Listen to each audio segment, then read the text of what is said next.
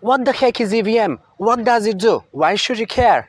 I guess these are some of the questions that go through your mind when you click on this video, so let me explain in simple language. But first, thank you for landing on Crypto Corner, the video podcast that brings you all the latest news, reviews and market analysis that aims to expand your knowledge about the cryptoverse.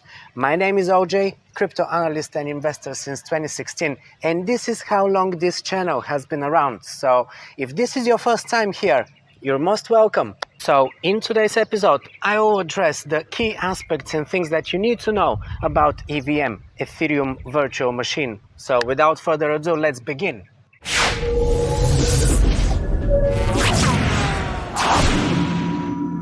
A long time ago, in a galaxy far, far away, there was a group of developers who wanted to create a new kind of internet.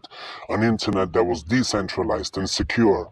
An internet owned by the people, for the people. These developers created a new blockchain called Ethereum. And the heart of the Ethereum is the Ethereum Virtual Machine, or EVM. Okay, fantastical as it may sound, the EVM is a powerful tool that allows developers to create decentralized applications, or dApps. These dApps can do anything that a traditional app can do, but they are much more secure because they are not controlled by any one entity. The EVM is also Turing complete, which means that it can run any program that can be run on a traditional computer. This makes it possible to create complex applications on the Ethereum blockchain. In fact, you can think of the EVM as a decentralized computer that runs on every Ethereum node. It is what allows developers to create decentralized applications, or dApps, and also how smart contracts get to be executed on the Ethereum blockchain. And of course, it allows users to interact with these dApps. This makes it the heart of the Ethereum ecosystem. The EVM is a really powerful tool, and as such, it is also quite complex. There are a number of things that people need to know about the EVM in order to use it effectively. One of the most important things to know about the Ethereum Virtual Machine is that it is a stateless machine. This means that the EVM does not have any memory of its past state. Every time a new transaction is executed, the EVM starts from a clean state. The opposite to that is a stateful machine, which does have memory of its past state. The EVM is stateless because it is designed to be secure. If the EVM had memory of its past state, then it would be possible for attackers to exploit that memory to gain an advantage. For example, an attacker could try to find a way to reuse the same input data to generate different outputs. This would allow the attacker to create counterfeit tokens or to steal funds. To prevent this, the EVM is designed to start from a clean state every time a new transaction is executed. This means that the EVM cannot remember any data from previous transactions. This makes it more difficult for attackers to exploit it. However, there are some drawbacks to being a stateless machine. One drawback is that it can make it more difficult to implement certain types of applications. For example, it can be difficult to implement applications that need to keep track on state, obviously, such as databases.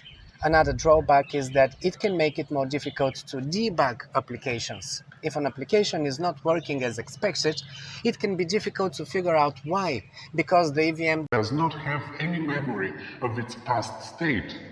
I mentioned that it is a decentralized machine. This means that it's not controlled by any one entity, and this makes it a more secure option than traditional centralized servers, as there is no single point of failure. Another important thing to know about the EVM is that it is a deterministic machine. This means that given the same input, the EVM will always produce the same output. This is important for security, as it means that it's impossible to tamper with the EVM's results. The EVM is also a gas-based machine. This means that each instruction that is executed by the EVM costs a certain amount of gas. The gas that is used to execute a transaction is paid by the sender of the transaction. The amount of gas that is used by a transaction depends on the complexity of this transaction. Simple transactions, such as transferring Ether, use very little gas. More complex transactions, such as those that involve interacting with smart contracts, use more gas. This is one of the reasons why DeFi transactions usually cost so much gas and are very expensive. And this is in fact one of the main limitations of the EVM. If a transaction runs out of gas, it will fail and the sender of the transaction will not receive their Ether back. This is why it's important to be careful when writing smart contracts, as a poorly written contract could end up costing the user a lot of money. The EVM is still under development, but it has already been used to create a number of successful applications, such as decentralized exchanges and crowdfunding platforms, and there are a number of improvements that are being planned. One of the most important ones is the introduction of EVM 2.0, a major upgrade to the EVM that will address the number of limitations of the current EVM. It will be a more scalable and more secure EVM. It will also be more efficient, which will reduce the cost of running smart contracts.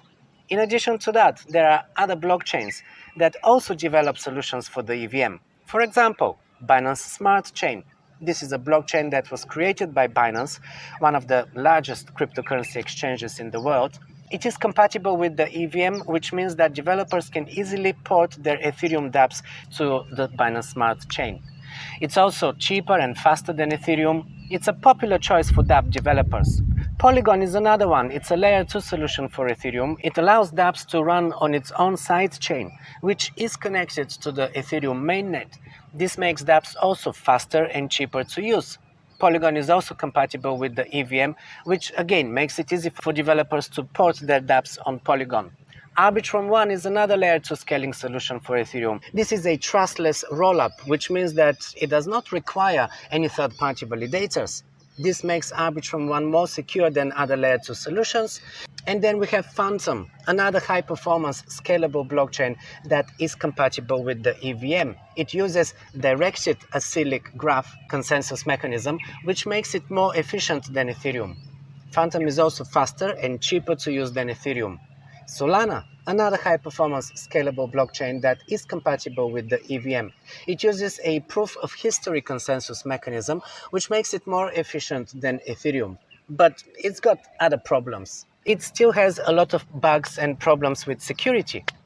Polkadot is a multi-chain blockchain that is compatible also with the EVM. It allows different blockchains to communicate with each other, which makes it possible to build decentralized applications that are more complex than what is possible on Ethereum. Kusama is a canary network for Polkadot. This means that new features are first deployed on Kusama before they are deployed on Polkadot. Kusama is also compatible with the EVM, which makes it a good option for developers who want to experiment and test new features. Avalanche is also a scalable, secure, and easy-to-use blockchain that is compatible with the EVM.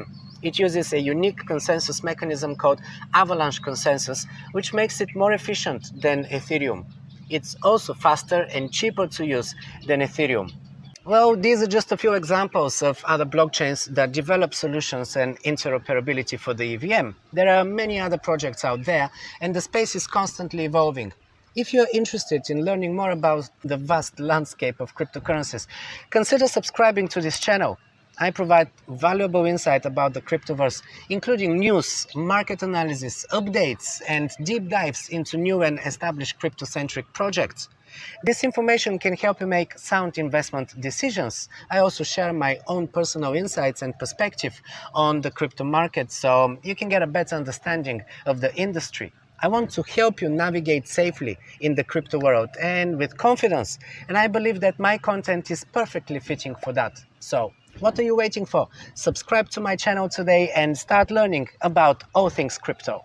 Oh, and one more thing, before I leave you, make sure that you check out the links in the description below, where I drop the links to all of the crypto services that I'm personally using and that I recommend to you. And while you're here, just pick another one of my videos and I'm gonna see you there.